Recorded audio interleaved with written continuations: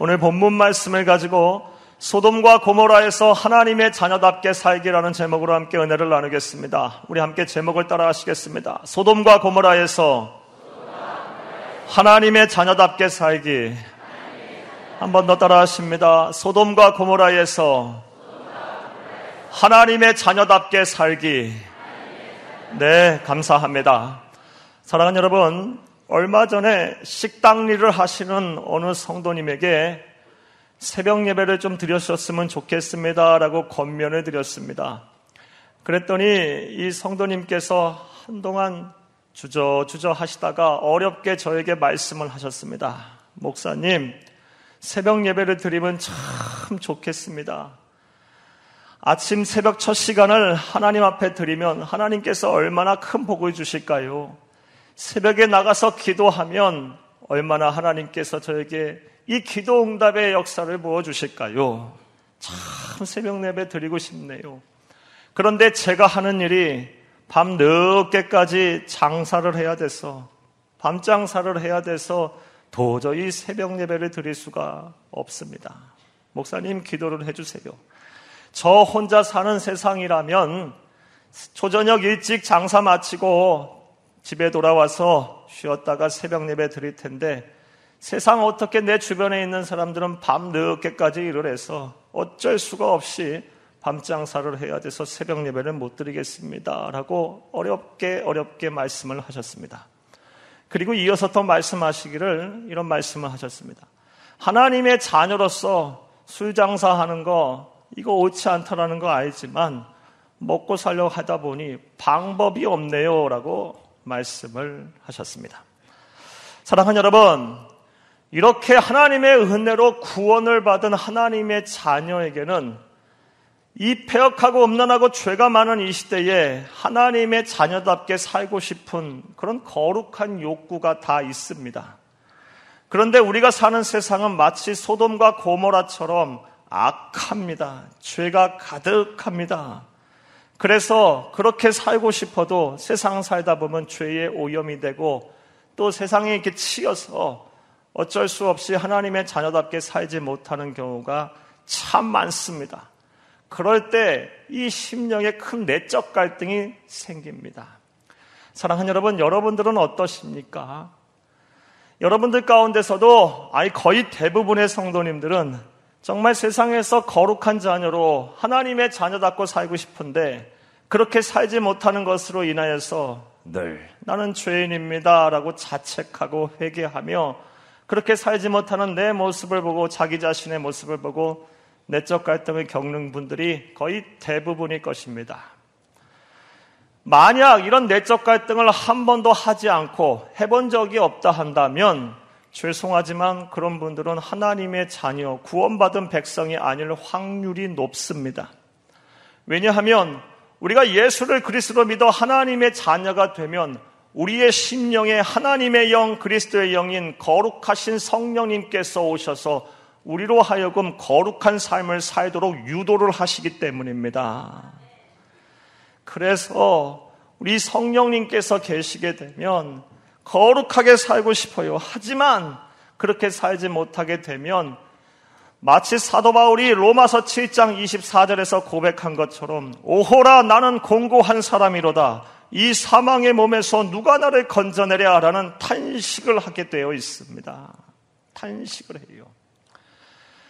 그런데 이렇게 세상을 살면서 탄식하고 자책하고 세상이 소돔과 고모라처럼 악하니까 별 방법이 없으니까 어쩔 수가 없네 하고 자기 합리화하면서 하나님의 자녀로서 살기 위한 어떠한 노력을 하는 것은 분명 하나님의 뜻이 아닙니다. 하나님은 소돔과 고모라 같은 이 죄가 많은 이 세상에서 살면서 하나님의 자녀답게 거룩한 백성이 되기를 간절히 원하십니다. 할렐루야! 예수님께서도 이것을 분명하게 말씀을 하셨습니다. 마태복음 5장 13절 말씀에 너희는 세상의 소금이니 소금이 만일 짠맛을 잃으면 무엇으로 짜게 하리요? 후에는 길에 버리워져 사람들에게 밟힐 뿐이니라 라고 말씀을 하셨습니다. 즉 세상에서 구별된 삶을 살라는 것입니다. 거룩한 백성 하나님의 자녀로서 세상을 살아야 한다고 말씀을 하고 계시는 것입니다. 할렐루야! 그러므로 우리는 죄가 많은 이 소돔과 고모라 같은 세상을 산다 할지라도 이 세상을 사는 동안 하나님의 자녀답게 거룩한 백성이 되어야 할 것입니다. 할렐루야! 그래서 오늘은 이 문제에 대해서 좀 생각을 해보며 함께 은혜를 나누고자 합니다. 우리가 어떻게 하면 이 소돔과 고모라 같이 죄가 많은 이 세상에서 하나님의 자녀답게 살 수가 있을까요? 그런데 기독교 2000년 교회사를 보면, 역사를 보게 되면 이 문제는 어제 오늘의 문제가 아니었음을 알게 됩니다.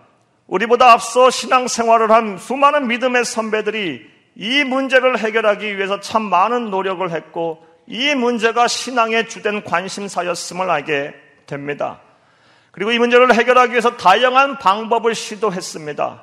간단히 예를 들면 먼저 어떤 사람들은 이 세상이 악하고 죄가 많으니 이 세상 속에 살게 되면 도저히 나는 하나님의 자녀답게 살 수가 없다라고 생각을 해서 세상과 완전히 단절을 하고 은둔해서 수행자로서의 삶을 살았습니다. 또 어떤 사람들은 세상과 단절은 하되 혼자 사는 것은 힘드니, 혼자 하는 것은 힘드니 함께 공동체를 이루면 거룩한 하나님의 백성이 될 수 있다라고 생각을 했습니다. 그렇게 해서 생겨난 것들이 수도원 같은 공동체입니다. 나아가 어떤 사람들은 보다 적극적인 방법을 선택을 했습니다. 세상에 악하고 죄가 많으니 세상에 죄가 많고 악한 부분들은 다 분리를 시켜버리자, 이렇게 과격한 분리주의 운동을 했던 사람들도 교회사에서 많이 있었습니다. 사랑하는 여러분, 여러 가지 방법이지만 어찌됐든 간에 의도하는 바는 단 하나입니다. 세상이 악하고 죄가 많으니 이 죄가 많고 악한 소돔과 고모라 같은 세상에서 하나님의 자녀답게 살려면 세상과는 단절하는 삶을 살아야 한다는 것입니다. 그런데 오늘 본문 말씀에 보면 성령 하나님의 감동을 받은 베드로 사도는 이와는 정반대의 권면을 우리에게 주고 있습니다. 세상과 단절하지 말고 오히려 세상 속으로 들어가라고 말합니다. 소돔과 고모라 같은 이 죄가 많은 이 세상 속에 들어가서 그곳에서 하나님의 자녀로서 꽃을 피우고 살라고 말을 합니다. 할렐루야! 그렇다면 이 사도 베드로가 권면을 하고 있는 그 권면은 무엇일까요? 그리고 우리는 이 소돔과 고모라 같은 죄가 많은 이 세상에 살면서 어떻게 살게 되면 죄로 오염되지 아니하고 하나님의 자녀답게 거룩한 백성으로 살 수가 있을까요? 자, 이제부터 따라하시겠습니다. 첫째로, 따라합니다. 첫째로, 소망을 잃지 말고 거룩한 삶을 살기 위해 끝까지 노력해야 합니다. 사랑하는 여러분, 이 대지에서 중요한 어절들은 소망을 잃지 말라라는 것이고요, 끝까지 노력해야 한다는 것입니다. 이 두 어절을 꼭 기억하시기를 바랍니다. 오늘 본문 말씀 13절에서 15절 말씀에 보면 이 사도 베드로는 두 가지의 권면을 주고 있습니다. 먼저 어떤 권면을 주냐? 허리를 동이고, 마음의 허리를 동이고 근신하여 주께서 나타나실 때 주실 은혜를 온전히 바라보라 라고 말씀을 합니다. 13절 말씀 같이 읽겠습니다. 시작. 그러므로 너희 마음의 허리를 동이고 근신하여 예수 그리스도께서 나타나실 때에 너희에게 가져다 주실 은혜를 온전히 바랄지어다. 아멘. 사랑하는 여러분, 마음의 허리를 동이고 근신하라는 말은 무슨 뜻입니까? 각오를 단단히 하라는 것입니다. 대충 해서는 안 된다라는 것입니다. 세상이 악하니까 마음가짐을 단단하게 먹어야 된다고 말씀을 하고 있는 것이고요. 예수님께서 나타나실 때 주실 은혜는 뭡니까? 거룩한 백성이 되는 거예요. 예수님께서 나타나셔서 주실 은혜는 우리가 하나님의 자녀답게 거룩한 삶을 살게 된다는 것이고요. 그것을 온전히 바라라는 것은 뭘까요? 그러니까 마음가짐을 단단히 하고 우리가 예수님께서 나타나시게 되면 반드시 거룩한 백성이 될 거라는 소망을 가지라는 것입니다. 잃지 말라는 것입니다. 할렐루야! 13절 이해되셨습니까? 또 다른 권면은 순종하는 자처럼 사욕을 버리고 하나님께서 거룩하시니 거룩한 행실을 가지라고 말씀을 하고 계십니다. 14절 15절 같이 읽겠습니다. 시작. 너희가 순종하는 자식처럼 전에 알지 못할 때에 따르던 너희 사욕을 본받지 말고 오직 너희를 부르신 거룩한 이처럼 너희도 모든 행실에 거룩한 자가 되라. 아멘. 이 말씀이 이런 뜻입니다. 순종하는 자식처럼. 과거에는 우리가 하나님의 말씀에 순종하는 사람들이 아니었습니다. 하지만 예수를 그리스도로 믿어 하나님의 자녀가 되면, 그리고 우리의 심령에 성령님께서 거하시게 되면 하나님의 말씀에 순종하게 됩니다. 하지 못해서 늘 죄인입니다. 이렇게 순종하는 자처럼 이제는 사욕, 내 욕심을 위해서 살지 말고, 자신의 욕심만을 추구하며 살지 말고 하나님의 뜻인 거룩한 백성이 되는 것을 우선순위에 두고 거룩한 백성이 되기 위해서 끝까지 노력을 하라는 것입니다. 그렇게 하면 소돔과 고모라 같이 죄가 많은 이 시대에 하나님의 자녀답게 거룩한 백성으로 살 수가 있다는 것입니다. 사랑하는 여러분, 13절에서 15절 말씀 두 가지 권면을 한 문장으로 정리해드리면 다음과 같습니다. 소망을 잃지 말고, 거룩한 백성이 될 거라는 이 소망을 잃지 말고, 우리가 순종하는 자처럼 뭐예요? 사욕을 앞세우지 말고 욕심을 다 내려놓고 하나님의 뜻인 거룩한 백성이 되기 위해서 끝까지 노력을 하면, 포기하지 않고 노력을 하게 되면 우리가 이 세상을 사는 동안 소돔과 고모라 같이 죄가 많은 세상이라 할지라도 하나님의 자녀답게 살 수가 있다는 것입니다. 할렐루야! 그런데 문제가 있습니다. 오늘날 수많은 성도들이 이 말씀에 대한 의구심이 많습니다. 불신하시는 분들이 많습니다. 그래서 이 말씀대로 살려 하지를 않습니다. 왜냐하면 세상이 너무너무 악하고 죄가 많고, 그리고 그런 세상 속에 살고 있는 우리 자신들의 모습은 너무너무 나약합니다. 이렇게 소망을 품고 거룩한 백성이 될 거야, 막연한 소망을 품고, 언제 나타나실지 모르니까요. 소망을 품고 우리가 끝까지 노력을 하게 되면 정말 내가 거룩한 자녀로 살 수 있을까? 이것에 대한 의심과 의구심이 많습니다. 정말 그렇게 될 수 있을까? 사랑하는 여러분, 무엇보다 세상 학문은 이것이 불가능하다고 우리에게 이야기합니다. 세상의 통찰과 학문은 이렇게 인간의 노력으로 한다는 것이 불가능하다고 우리에게 말을 하고 있습니다. 이것을 좀 더 구체적으로 여러분에게 말씀드리면 다음과 같습니다. 사랑하는 여러분, 20세기 초 아주 세계적으로 저명한 사회윤리학자였던 미국 출신의 나이노드 리버라는 사람이 있었습니다. 이 나이노드 리버가 1932년도에 사회윤리학계 판도를 바꿔놓을 만한 책을 썼습니다. 그 책 이름이 도덕적 개인과 비도덕적인 사회라는 뜻의 책입니다. 원어로는 Moral Man and Immoral Society입니다. 도덕적 개인과 비도덕적인 사회. 어려운 내용이지만 간단하게 아주 간략하게 생략해서 요약해서 여러분에게 말씀드리면 다음과 같은 내용이에요. 아무리 도덕적인 개인이라 할지라도 비도덕적인 사회에 속하게 되면 그 사람은 도덕적인 행동을 안 한다는 것입니다. 이해되셨습니까? 오늘날 우리의 상황에 맞게 한번 예를 한번 들어볼까요? 군대 갔다 오신 남자분들 다 공감하실 것입니다. 그렇게 점잖고 예의 바르신 양반들이 예비군 복만 입혀놓고 예비군 훈련만 모아놓으면 다 껄렁껄렁해집니다. 와일드해져요. 우스갯소리로 진짜 사나이가 됩니다. 군복 입고 함께 모여있는 순간 전부 그렇게 변합니다. 또 안타깝게도 오늘날 우리 국회의 모습을 보게 되면 잘할 수가 있어요. 국회의원들 한 분 한 분 보게 되면 예잘하기로 소문나신 분 아닙니까? 공부 많이 하시고 인품 훌륭하신 분 아니겠습니까? 하지만 여의도에 모여서 여당이든 야당이든 모여있기만 하면 왜 이렇게 일을 못할까요? 당리당략에 얽매이고 사리사욕에 치우칩니다. 도덕적인 개인이라 할지라도 비도덕적인 사회에 속해 있으면 절대로 도덕적인 개인이 될 수 없다라는 이론이 딱 맞아 떨어집니다. 사회 이론이 이루고 집단 이론이 이러다 보니 우리가 사는 이 세상에서 과연 우리가 소망을 잃지 않고 거룩한 백성으로 살기를 원한다고 노력을 한다 한들 이 세상이 악하고 죄가 많은데 이 세상에 속해 있는 우리가 과연 도덕적인 개인이 하나님의 자녀가 될 수 있을까 하는 의문이 생기게 됩니다. 사랑하는 여러분, 그런데 하나님의 말씀인 성경은 놀랍습니다. 하나님의 말씀인 성경에 보면 이 주장이 틀릴 수도 있다라는 것을 삶으로 증거한 수많은 믿음의 선배들이 나옵니다. 그 중에 대표적인 사람이 바로 노아입니다. 노아.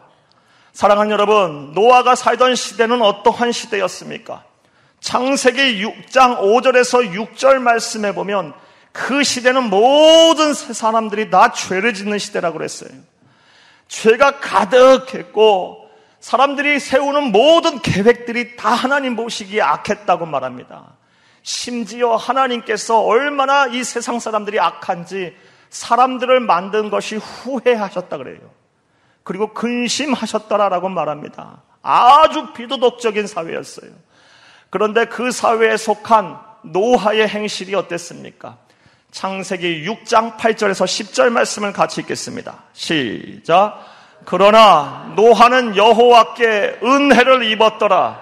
이것이 노아의 족본이라. 노아는 의인이요 당대의 완전한 자라. 그는 하나님과 동행하였으며 세 아들을 낳았으니 셈과 함과 야벳이라. 아멘. 사랑하는 여러분, 노아는 어떤 사람이었습니까? 의인이요 당대 완전한 자요 하나님과 동행을 하는 사람이었습니다. 세상이 너무너무 악해서 심지어 하나님이 사람을 만든 것을 후회할 정도로 악한 세상에 속해 있던 노아. 하지만 그곳에서도 노아는 어땠습니까? 의인이요 당대 완전한 자요 하나님과 동행을 하는 사람이었습니다. 따라서 아무리 비도덕적인 사회에 속해 있다 할지라도 하나님의 자녀가 소망을 잃지 아니하고 언젠가 하나님께서 나타나시게 되면 우리가 거룩한 백성이 될 거라는 이 소망을 잃지 아니하고 마음에 허리를 동이고 근신하며 마음을 단단히 먹고 내 사리사욕을 앞세우기보다는 이제는 하나님의 뜻인 거룩한 백성이 되기 위해서 노력을 한다면 우리는 비도덕적인 사회에 속해 있다 할지라도 소돔과 고모라 같은 세상에 속해 있다 할지라도 하나님의 자녀답게 살 것입니다. 할렐루야! 할렐루야! 이것이 베드로 사도가 성령의 감동을 받아 우리에게 주는 첫 번째 권면입니다. 소돔과 고모라 같은 세상에서 우리가 어떻게 하나님의 자녀답게 살 수 있을까? 소망을 먼저 잃어서는 안 돼요. 주께서 나타나시게 되면 반드시 우리는 거룩한 자녀가 될 거다. 이 소망을 놓지 말고 하나님의 뜻을 이제는 앞세워야 돼요. 내 사리사욕을 위해서 살았다면, 욕심을 위해서 살았다면 이제 하나님의 뜻인 거룩한 자녀가 되기 위한 것을 삶의 우선순위에 두고 실천을 시작하셔야 합니다. 그러면 세상이 어떻게 돌아간들, 비도덕적인 사회가 된들, 그리고 죄가 많은 소돔과 고모라 같은 그곳에서 우리는 또 다른 노아가 돼서 하나님께 영광을 돌리며 많은 사람에게 하나님의 사랑을 전하고 하나님의 살아계심을 증거하는 하나님의 자녀가 될 것입니다. 할렐루야! 할렐루야! 자, 또 베드로 사도가 소돔과 고모라 성 같은 이 세상에서 하나님의 자녀답게 살기 위해서는 어떻게 살아야 된다고 우리에게 권면을 할까요? 따라합니다. 둘째로, 훗날 심판하실 하나님을 두려워해야 합니다. 자, 두 번째 대지에서 꼭 기억하셔야 될 이 단어는 심판이라는 단어와 두려워해야 한다라는 이 단어입니다. 심판과 두려워하다. 17절 말씀을 같이 읽겠습니다. 시작. 외모로 보시지 않고 각 사람의 행위대로 심판하시는 이를 너희가 아버지라 부른즉 너희가 나그네로 있을 때를 두려움으로 지내라. 아멘. 17절 말씀 잘 보시면요, 각 사람의로 심판하시는 이가 누굽니까? 하나님이시고요, 그 하나님을 우리는 아버지라고 부릅니다. 너희가 나그네로 있을 때가 언제입니까? 지금 살고 있는 이 세상을 말해요. 잠시 왔다 잠시 갈 세상. 벌써 7월 지금 며칠입니까? 7월입니다. 내일이 7월입니다. 사랑하는 여러분, 2019년도 벌써 반절 이상이 지나갔습니다. 금방 지나갑니다. 나그네 같은 인생을 살 때에 훗날 심판하실 하나님을 두려워하라 라고 말하고 있습니다. 사랑하는 여러분, 많은 사람들이 신앙생활을 하다가 잘못에 빠지는 이유가 있습니다. 오류를 범하고 죄를 범하는 이유, 여러 이유가 있지만 그 중에 가장 큰 이유 중에 하나는 다음과 같은 이유입니다. 내가 보고 싶은 것만 보고, 내가 듣고 싶은 것만 듣고, 내가 믿고 싶은 것만 믿으려 하는 경향 때문입니다. 이러한 경향은 하나님을 인식하고 하나님을 믿는 믿음의 차원에서도 나타납니다. 우리는 하나님을 내가 보고 싶은 하나님, 내가 듣고 싶은 하나님, 내가 믿고 싶은 하나님으로만 바라보려고 합니다. 즉, 하나님은 사랑이시다. 절대적으로 사랑이시다. 70번씩 7번씩 용서하시는, 이해하시는 하나님이시다. 맞습니다. 하나님은 사랑이시고 하나님은 참된 용서자시며 우리에게 참된 기쁨과 평안을 주시는 분이십니다. 맞습니다. 그런데 하나님을 이렇게만 인식하게 되면 하나님의 인식이 반쪽짜리 믿음이 되는 것입니다.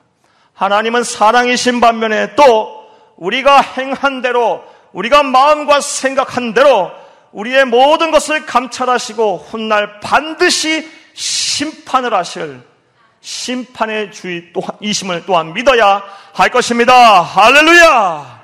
그리고 그 심판은 이 세상에서도 이루어질 수 있지만 언젠가 때가 돼서 우리에게 이 세상에서의 모든 삶을 다 한 후, 죽은 이후 하나님 앞에 서게 될 때 반드시 일어나게 될 것입니다.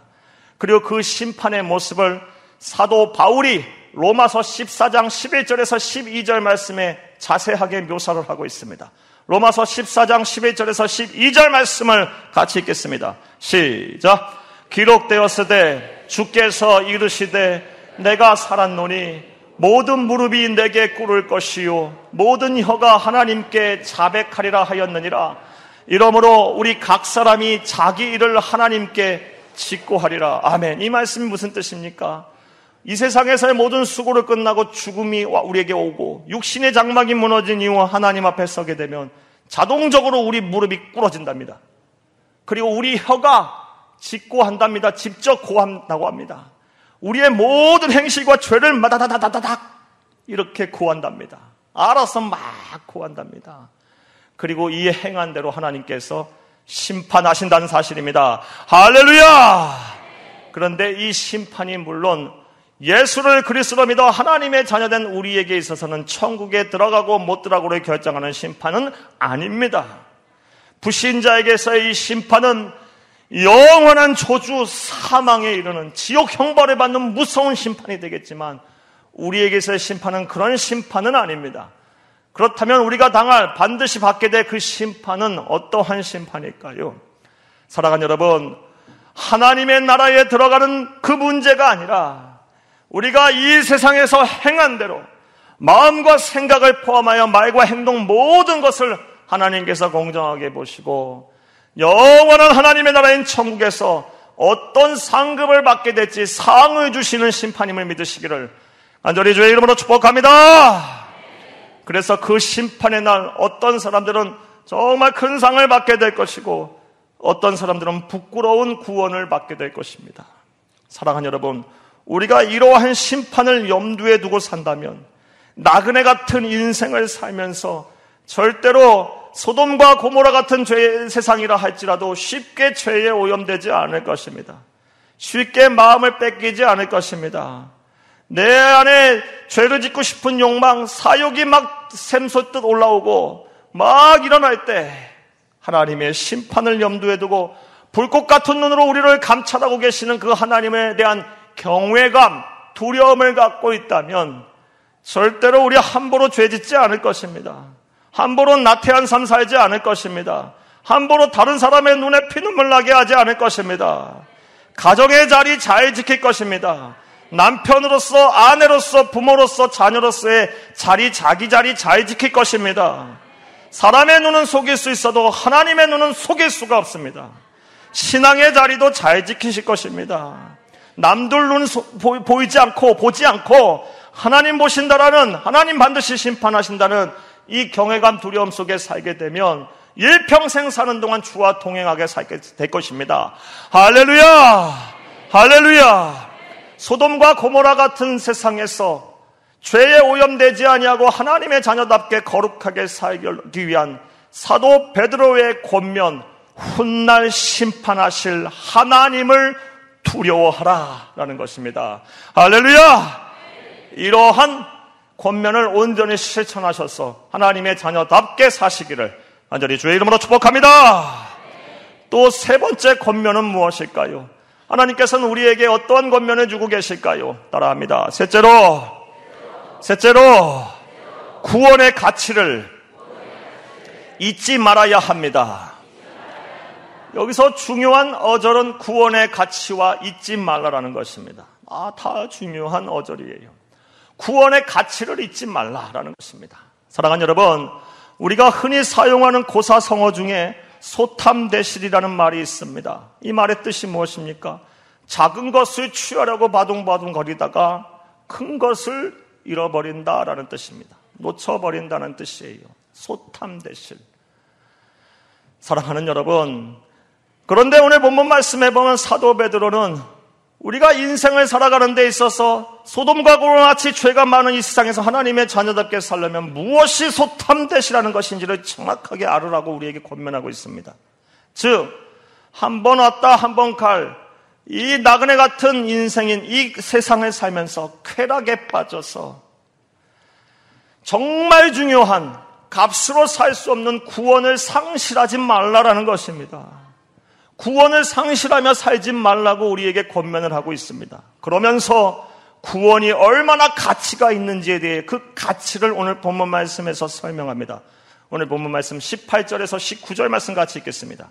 시작. 너희가 알거니와 너희 조상이 물려준 헛된 행실에서 대속함을 받은 것은 은이나 금같이 없어질 것이 된 것이 아니요 오직 흠없고 점없는 어린 양 같은 그리스도의 보배로운 피로 된 것이니라. 아멘. 우리의 구원은 음이나 금 같은 것 정도가 아니고 오직 흠없고 점없고 어린 양 같은 없는 그리스도의 보배로운 피로 됐다고 합니다. 자, 이 말씀 무슨 뜻일까요? 사랑하는 여러분, 인류 역사상 금과 은이 중요하지 않았던 때가 없었습니다. 지금도 아주 가치가 있습니다. 왜냐하면 금과 은은 쉽게 변하지 않고 여전히 세월이 지나도 아름답기 때문입니다. 거기다 희귀까지 합니다. 사랑하는 여러분, 그런데 하나님의 영원한 시간 속에 놓이게 되면 그 또한 달아 없어져 버릴 것입니다. 하지만 우리의 구원은 어떻습니까? 우리의 구원은 없어져 버리는 것이 아니에요. 우리가 그 구원을 받게 되면 하나님의 나라에서 영원토록 그 구원이 유지가 되는 것입니다. 무엇보다 구원이 가치가 있으면 그 구원을 우리에게 선물해 주시기 위해서 하나님은 어떠한 일을 행하셨습니까? 그의 독생자이신 예수 그리스도, 흠없고 점없는 어린 양 같은 예수 그리스도를 죽였습니다. 즉, 우리의 구원의 가치는 예수님의 생명과 같은 것입니다. 예수님이에요. 예수님의 생명과 맞바꾼 우리의 구원입니다. 사랑하는 여러분, 그런데 오늘날 많은 사람들이 이 구원의 가치를 잘 모릅니다. 그래서 세상 사람들은 이 구원을 가치를 몰라서 예수를 믿으려 하지 아니하고 돈과 재물과 금은 보화를 쫓아다닙니다. 심지어 교회 안의 성도님들조차도 그럽니다.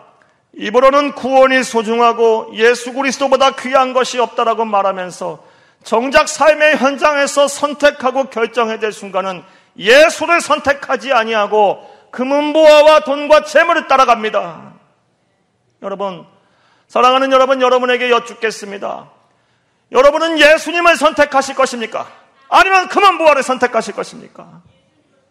예수님을 선택하셔야 합니다. 소탐대실하지 마시기를 간절히 주의 이름으로 축복합니다. 주 예수보다 귀한 것은 없습니다. 주 예수보다 귀한 것은 없습니다.